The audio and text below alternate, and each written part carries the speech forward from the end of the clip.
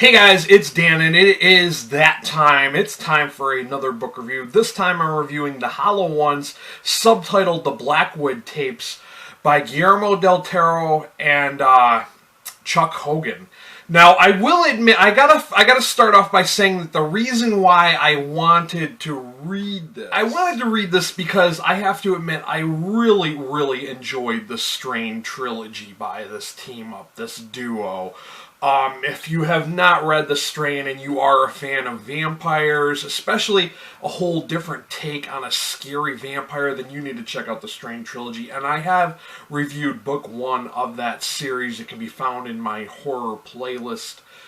But yeah, enough of the business. Let's get on with talking about The Hollow Ones. Now, The Hollow Ones, this is not a spoiler, by the way, but we are immediately introduced to the character of Odessa Hardwick and her partner Leppo. They're going to an emergency response where this guy is like turned into a maniac. And this guy is not usually someone who has a violent temper. This guy just becomes a maniac and decides to murder his whole family. So while this is going on, all of a sudden her partner switches gears. He starts acting crazy and out of control. And in the end all, she ends up shooting him because he's a threat to those involved in the scene. Now that's not a spoiler, that's from the synopsis on the back of the book. Now this book was not very long. It was roughly around 360 some odd pages. And it didn't really feel very long going through it. I felt like it was kind of rushed at times. And there is a lot of jumping around. I'm going to say that this book is very much a supernatural thriller. And some folks who I'm friends with on Goodreads tried to say that this was very much, almost too much, like a John Connolly novel. And I will admit I've never read John Connolly before, so I don't know if it's ripping off another author's story or not, but a few people had that to say. Now, like I said, I feel like this is a supernatural thriller because Odessa sees this kind of mist or this heat mirage type thing leaving her partner's body, and that leads her to seek out and investigate this event because she's like, what the hell just happened?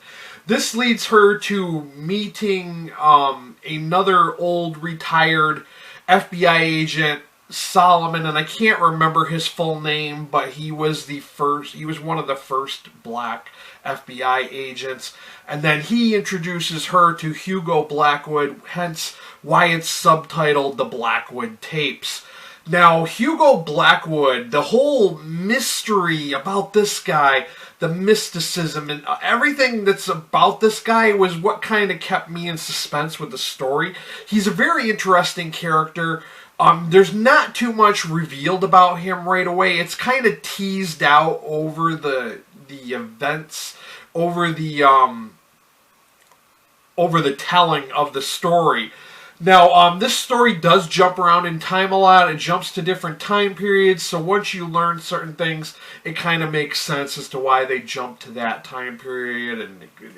But I gotta say, it does jump around a lot. It jumps for hundreds of years ago to, the 1960s, which a good part of the story takes place, and then there's the contemporary, present-day portion of the story.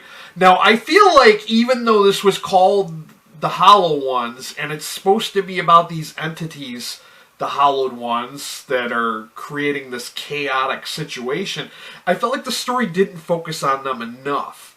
I felt like it was really lacking in that. It kind of gave a brief, behind explanation for what the Hollowed Ones were and what they were about, and I felt like that part of the story needed more development. Instead, the story seemed to focus more on Hugo Blackwood and his mystery, his mysterious origin and all that. They shouldn't have called it The Hollow Ones if that was the case, if they were going to make the story all about him, because I felt like the title was kind of misleading in the fact that there was very little, the story didn't really focus on the Hallowed Ones, which is what I was hoping for, because I was really hoping for another good monster kind of trilogy. Now, I don't really know where book 2 is going to be going, because obviously there's going to be a book 2 with this being called the Blackwood Tapes Book 1. I don't know. I mean, I'm kind of on the fence. Like, I kind of want to... I'm wanting to read a book 2 if they come out with a book 2. But to be honest with you guys, I rated this book 3 out of 5 stars on Goodreads. It was interesting. It kept me in suspense. It kept me interested. Just because the whole mystery of Hugo Blackwood.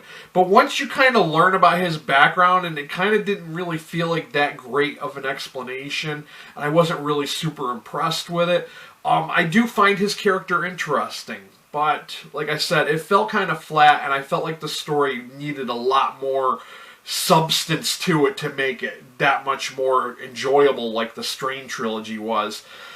But yeah, of course, as always, I will have a link for those of you in the U.S. on Amazon to pick up this book for yourselves if you want to check it out. For those of you outside the U.S., I will have a bookshop.org link.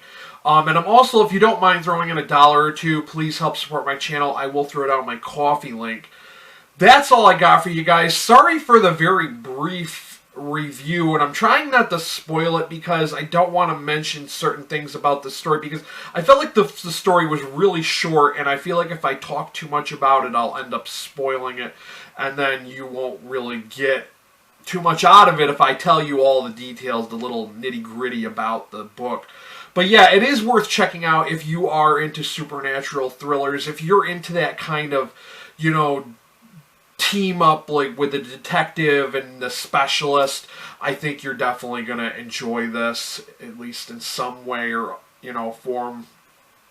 But that's all I got for you guys. This has been Dan. Thank you for watching. Be good to each other.